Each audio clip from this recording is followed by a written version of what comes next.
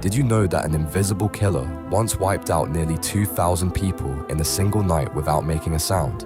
August 21st, 1986, Lake Nyos in Cameroon looked peaceful under the moonlight, but beneath its calm surface, something deadly was building.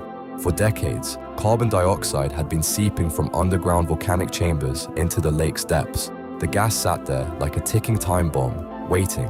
Then it happened. A natural disturbance triggered what scientists call a limnic eruption. The lake literally exploded upward, releasing a massive invisible cloud of carbon dioxide. This ghostly killer rolled down the valleys at 45 miles per hour.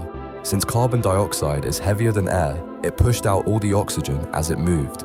People had no warning, no time to run. Survivors described smelling gunpowder before losing consciousness.